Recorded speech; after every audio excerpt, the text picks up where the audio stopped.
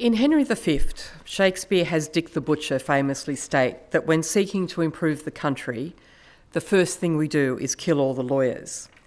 It's interesting to reflect what our society may be like if we had followed this counsel.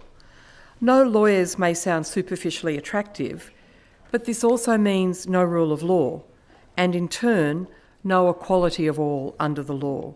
No open legal system with a requirement that the laws be known and knowable by all, and that disputes will be decided by legal processes, not the gun or the sword or the status of the person bringing the complaint.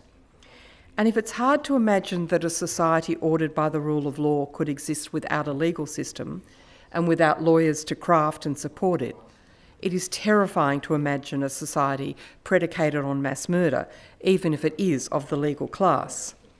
Happily, we have been wise enough to eschew the advice of Dick the Butcher, and in fact have established our society firmly based on the rule of law and the common law. It's often observed that the Romans were great engineers, and everywhere they went, they left bridges and roads and aqueducts. The British spent centuries exploring systems of government and legal organisation, and developed the common law, predicated as it is on the rule of law, and brought that with them everywhere they went, including to the infant colony of New South Wales. These foundation concepts are what the jurist Blackstone has described as part of the birthright of every British citizen, and they are concepts by which we still order our society today. This firm commitment to the rule of law is why, in February 1788, not even a month after the arrival of the First Fleet in Sydney Harbour, the very first criminal court was convened here to determine if and what punishment should be meted out to certain convicts.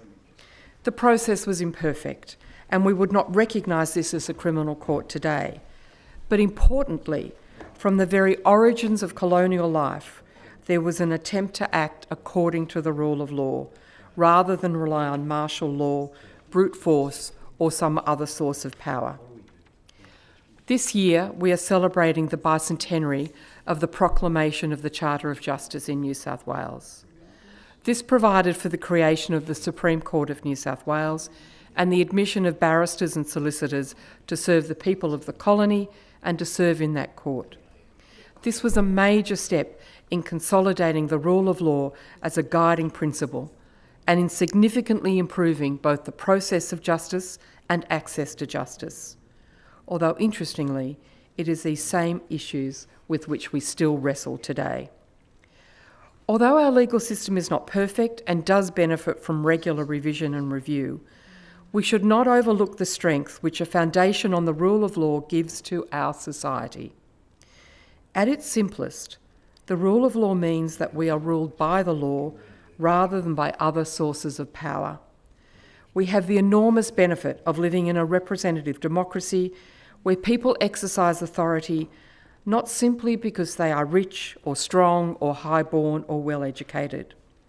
And we are all equally bound by the same laws.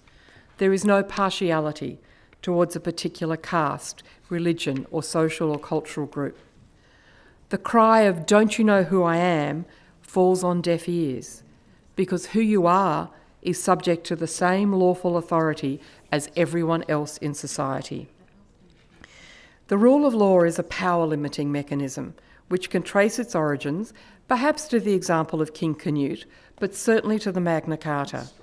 This great charter contained an innovative enforcement mechanism which allowed the barons to confiscate the property of the king should he act outside its requirements.